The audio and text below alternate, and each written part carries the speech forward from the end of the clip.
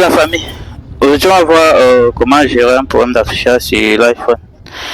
J'ai reçu un iPhone 8 Plus qui a un problème d'affichage. Ok, on va tester pour voir. Le téléphone démarre bien. Apparemment, ça démarre et il n'y a pas d'affichage. On ne voit rien à l'écran. Ok, je vais enlever la batterie. On va tester. Ok, là, je vais connecter l'alimentation pour démarrer. Comme ça, vous allez voir comment le téléphone démarre.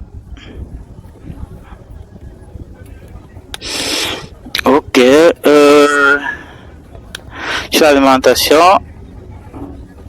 Ok, là on voit un léger consommation. On va essayer de démarrer le téléphone. Ok, là on peut constater que l'ampérage augmente, ce qui veut dire que le téléphone démarre. Ok, là le téléphone démarre très bien et on n'a pas d'affichage. Il n'y a rien qui s'affiche à l'écran. Ok, on va démonter et on va tester. On va retirer la carte mère et on va tester, voir ce qui ne va pas au niveau de l'affichage.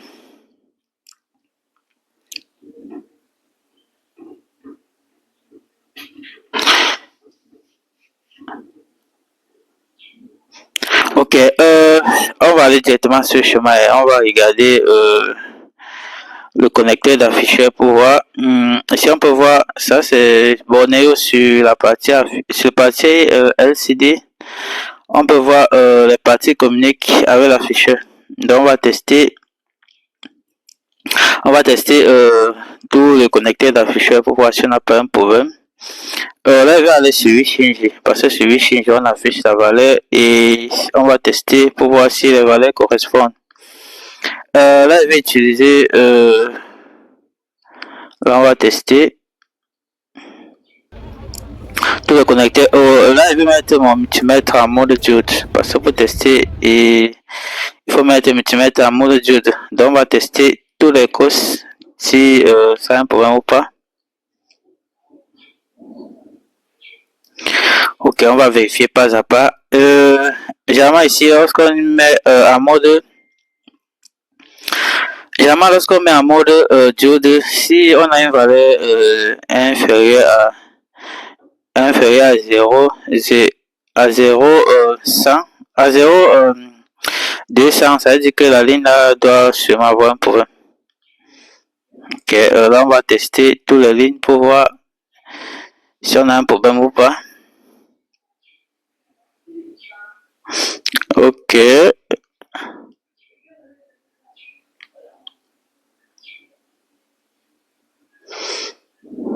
On va tester juste ici là, j'ai une ligne qui a un problème. Apparemment la ligne a un court-circuit.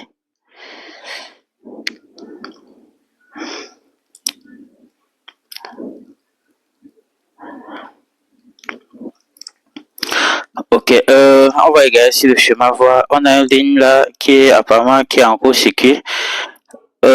Si le chemin ça donne quoi? Ok, normalement sur la ligne là on va avoir une valeur, là c'est la 10e ligne. Normalement on doit avoir une valeur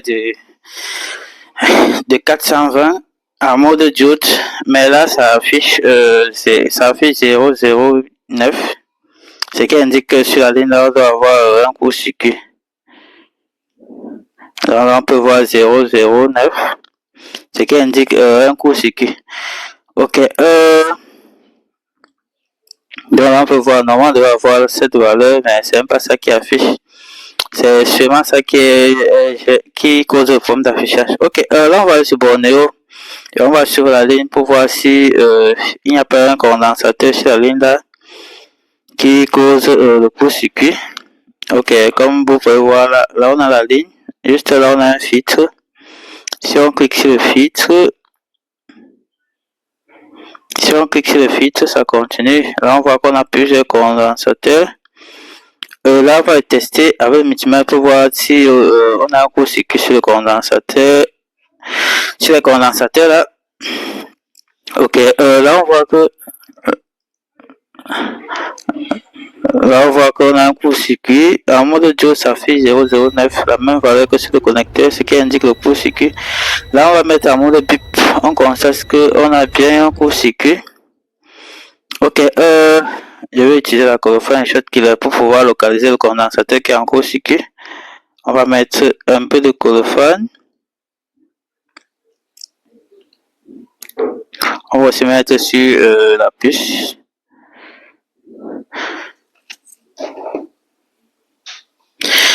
Ok, ensuite avec le Shotkiller, on va injecter pour voir si, pour localiser le condensateur qui est apparemment en court-circuit.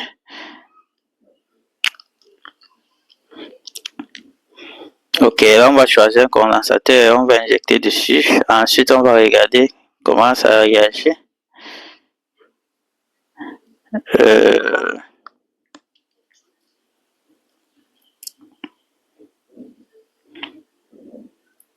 Là, ça réagit. Bah, apparemment, on ne voit pas comment ça réagit sur un condensateur.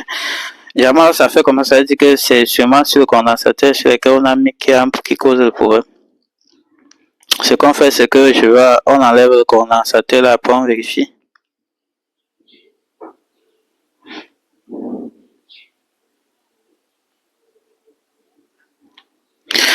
Donc là, apparemment, le court-circuit est parti, parce que ça ne réagit pas. On va tester encore avec le multimètre pour voir si on a il y a encore le court-circuit.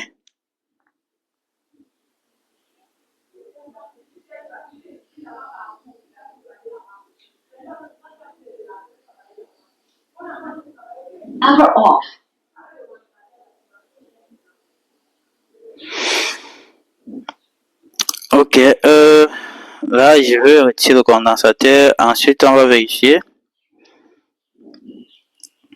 si on a encore un court-circuit ou pas. Ok, là c'est sorti. On va utiliser le multimètre toujours en mode diode pour voir si on a une valeur qui affiche.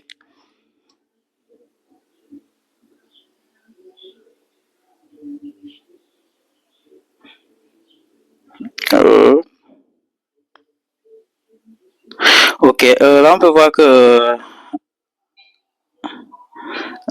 qu'on a une valeur qui affiche.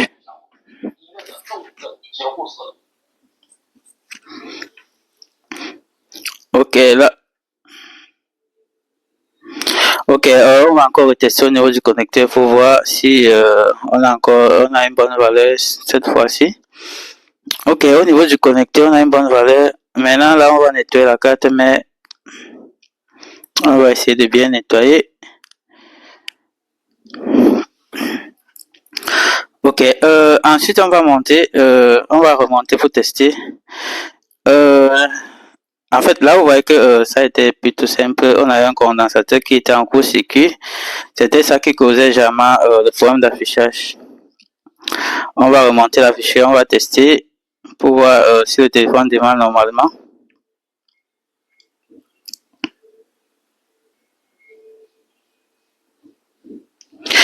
Ok les amis, vous voyez comment à l'aide du chemin c'est facile de localiser certains pannes sur le téléphone. Comme ça c'est un court-circuit qui était plutôt difficile à trouver. Sans le chemin ça devait être très compliqué. Maintenant on peut voir que le téléphone démarre normalement et tout donne bien. Ok les amis, n'oubliez pas de liker et de vous abonner.